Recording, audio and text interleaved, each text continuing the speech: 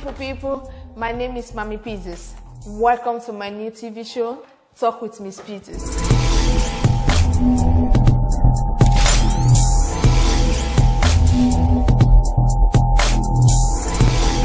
In today's episode, I have my sweetheart darling with me today. She is the executive director for Prevention First Initiative.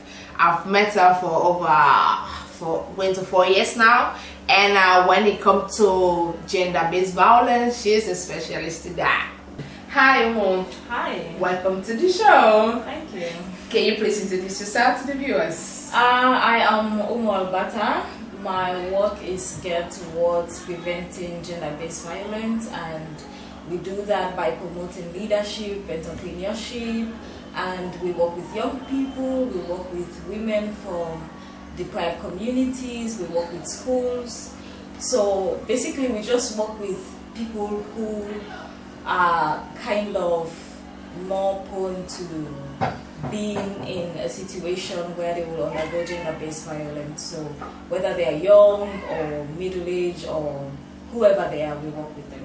So first of all, I just want to say maybe thank you to you because you accepted my invitation, because you definitely have to. You cannot deny me afterward. So I'm happy you are here because you are one of the people when it comes to this gender-based violence, working with gay child. I admire you a lot because you have passion for it. I love people when it comes to their work, they have passion for it. And viewers, she's my mentor as well. She's my run to grow person. She's always there. She's my teacher as well. So can you please tell viewers more about gender-based violence? Okay, so I should say that I'm very happy to be here and I'm very proud of you and of all the work you do too. So gender-based violence basically is an umbrella term that defines all other forms of violence that happen to people based on their gender. It can be a certain group of people in a certain area that are being faced with a particular kind of violence just because they are either male or female or any other gender. So, for example, if I hit you right now, just because I know that I can hit you and just because you're a woman, and in my head I'm like, oh, she has makeup, she's a woman, it's easy for me to just punch her. If I do that to you just because of your gender, then it is called gender-based violence. So gender-based violence, is it only challenged to women, or men do suffer from gender-based violence as well? Absolutely not. It affects anybody based on their gender. So it can affect a man who is being attacked or offended just because he's a man. So there are different crimes that go on in our society, but that specific crime that happens to somebody just because they're a man or woman, not even called gender-based violence. So it not get whether you're a male or female. This is really important because most people when we again say gender-based violence, just if you say a woman, they suffer from man. So like when I just say every man there as well kids suffer from gender-based violence. So what's the else Prevention First Initiative they do apart from sensitizing people on gender-based violence? Yeah, well, before I go to waiting Prevention First they do, I just want to say this. I think the attention needed to the woman, because based on reports and statistics and all the information we master sabi people together, they show say women they suffer more. Today we get what we call domestic violence, when like violence where they happen between partners or within the family. When you look at reports from Family Support Unit or Rainbow Initiative, all of them they show you say women they suffer the most from gender-based violence. So that makes something they focus in paper women. So you don't think say because this with gender is so dramatic now, because when they go reports, most men maybe they suffer but they shame for go reports. You know what I'm saying? Maybe that make the woman then you, according to the statistic, they should say now we they suffer more. Maybe most men they shame because you know what happens to say me woman beats me, or my girlfriend beats me, or other woman beats me, they will be asked to say what's up, you know man. So you know what I'm saying? That. So the first comment we make is that woman then dramatic. that can be one bad thing we can make the lock and take woman and see you something day.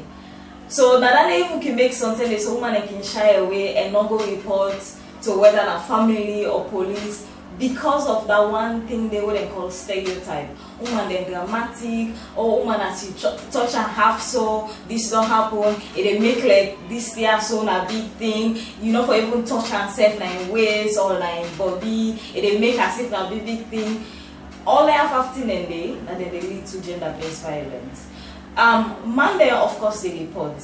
Man in the report and something they yes not to say man in the shame because again of waiting we call stereotype. Society they see man and say you for be strong, you know for show emotion, you know for make as if you know woman, you know for make weak, so you know for go report. So that then another thing where they affect with society.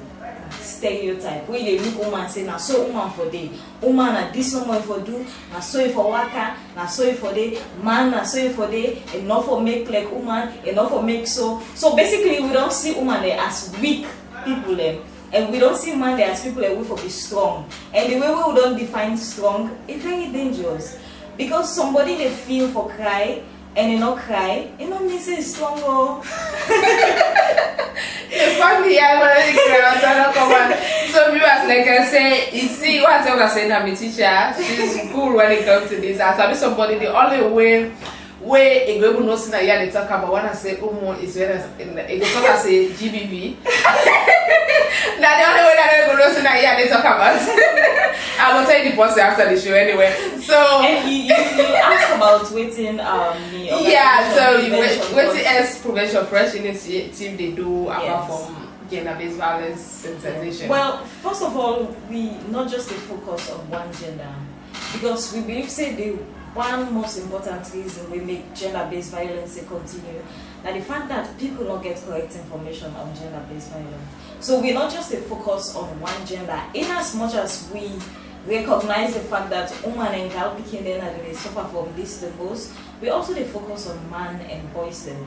Because if you not pass on the information to the one way they do the act, how will they stop? So man and then they also they beat them with, where they genuinely feel saying, not because I like her, I love my wife, so I beat my wife. So the more I beat my wife, the more I express me love for them. So it makes sense for like capture both sides. Even though maybe different approach, different setting, but with the time for put out the information about gender-based violence and sexual and reproductive health on both ends. Boy picking them for know about menstruation, girl picking them for know about menstruation. If boy picking them don't know about menstruation, now then they provoke some of the girl picking the way then they see them period. Now then they tell some of them say, if you see your period, you dirty or you smell. So if they don't know say a normal or something, how the cycle will change? It not will change. So we the time to inform both sides. We the time to like get a conversation with both sides. If somebody they do bad thing, if you want to stop that bad thing there, I think you need to talk to the person and know why they do one. You need to know waiting they begin, waiting at the reason, and then if not get a conversation, then when I don't begin untangle some of the things then. So we try to put out the information out there. We work with school pupils them through school clubs, and they meet once a week and discuss different topics them, leadership, entrepreneurship, gender-based violence, reproductive health rights, and now like a safe space for them for just interact and build this kind of bond between themselves. We also work with schools them in the education sector because we believe say that also they help build leadership. You go into school learning how to lead and write, so we work with schools them. So in that aspect as well. And also we work with women in our communities, especially deprived communities then. We do training, skills training, development. We wanted to learn skills that we were able to make them stand out any side where they go. I believe say as human beings that we all cannot rely on one thing or even one career path, especially in we country right now. Make you get to learn multiple skills and know so many things then. So we're not just only to take the message of stop gender-based violence, we want you learn something. We will make yourself useful and make you get income no matter how you feel yourself, and you become self-reliant and able to stand on your own any side we go. So we do skills development training, and also we want to go into farming. Wow. Wow. Yes.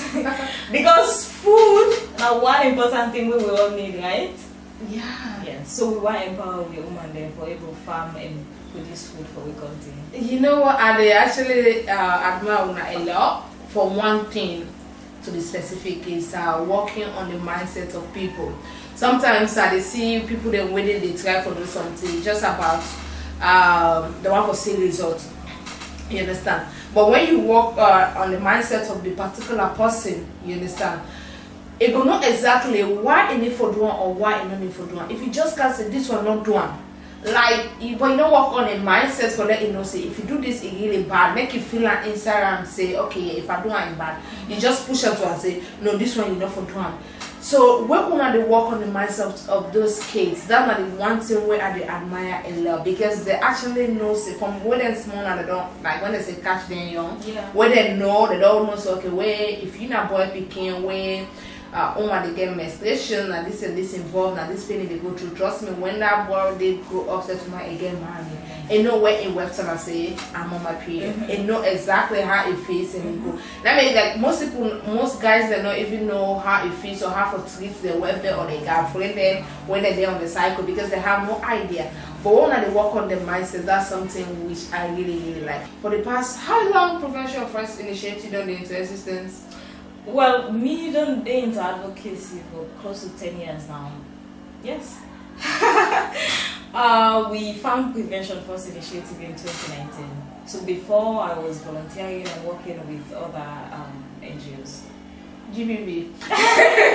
So okay, yeah. So probably Prevention First Initiative will since like 4 years now. With all these challenges, you don't be here for 4 years. How do you see? What do you want to achieve in the next 5 years with Prevention First Initiative? And you as Umu Alberta Kamara. Yes. First, I would love to see the young people that we work with directly because of course we reach thousands, but you have a specific number where you're able to impact more. I just want to see those young people take up leadership roles in their societies. And leadership role not necessarily for going to politics.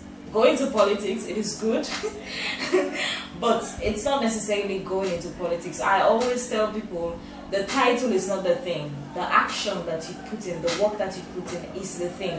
You don't need for any role in your community before you push something. If you see say your community don't get water, don't complain every day. Go to people, talk to people, engage community, talk to other people, and then put water in the community. So I would love to see the young people that we raise just take up leadership roles in their communities and just transform their communities for the better. Now we talk about climate change, we talk about renewable energy. Now then young people they are get for look at all of them and put things in place as they should be. Another aspect where I really want to see we thrive in agriculture, I just would like us to be like one of the main people when you think of cultivating crops like corn or cassava. Our people in points of Prevention First Initiative and say, now the woman they waiting at that Prevention First Initiative, so now then they grow all that crop. So basically just see Salone in just an improved country in general in every aspect, and we contributing to that. Okay. And definitely gender-based violence on the low. Yes. And they came in knowing that I had nothing to give to them. And they are still here, knowing that I still have nothing to give to them except leadership. Leadership really just the idea. But that's good because most time when you meet you there, they are always happy to work with you. When you tell somebody say, hey, go there, even when I get me program, if you know they can, they say, okay, make us say a few people may they come. And when they come, they should say, okay, almost not here, but she's here also.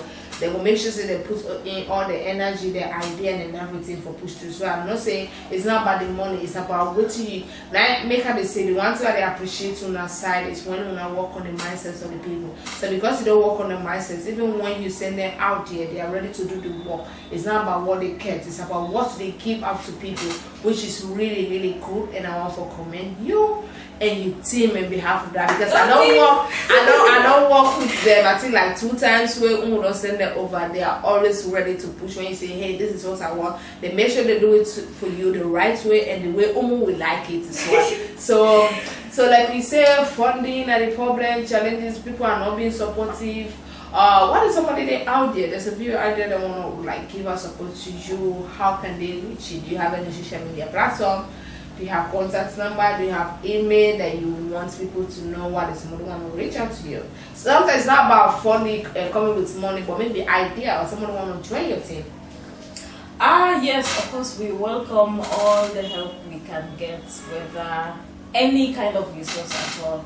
So we are on Instagram, Twitter, Facebook.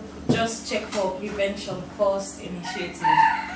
So Prevention First Initiative, you will find us on Instagram, Facebook, and Twitter. And you can always send us an email at preventionfirstsl.org. Go ahead. At gmail.com. Thank you. That is at preventionfirstsl@gmail.com. We are currently working on our website that should be ready soon. It should be www.preventionfirstinitiativesl.org. Contact number? Or should they ask me? Yeah, ask her. The contact number, please. That is +23279 927704. Thank you so much. So viewers, it was nice having Madale Umu on the show with me. Umu, I'm happy and glad you're here because you'll be one person that she's my mentor, she's my advisor. She tell me, hey, mommy, can you do it?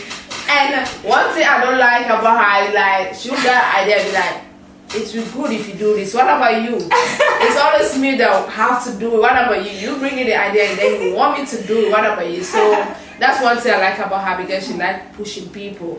Because if she got the idea and like, let me go ahead and do it, but the fact that she come to you and they're like, can you do this? This one will suit you. Can you go ahead and do something like this? This one will suit you. It's like she's pushing you to do the right thing because you want to continue creating the change that she wants. Because that's because I believe in you. You believe in us, all of us, because I know I'm not the only person that admire what you do, that like to work with you. There are a lot of people out there that admire you a lot and want to do what exactly you're doing, and I'm sure you are giving them the same advice that you always give me, and I'm sure they are working towards it. So the change you are looking for in the next 5 years, I'm going to be part of it. I'm going to be part of this, and we want to create that change. So thank you so much for being on the show with me. Thank you for having me. You're welcome. Love you. Love you. Thank you very much, Umu. So viewers, that was Umu Abata Kamara. I hope you enjoyed the episode, and there are more episodes coming up on the same channel. Thank you so much. See you all in the next episode. Please subscribe to my YouTube channel, Talk with Miss Peters. Follow me on Facebook, Talk with Miss Peters. On TikTok, Talk with Miss Peters. Instagram, Talk with Miss Peters. Thank you so much. I love you all.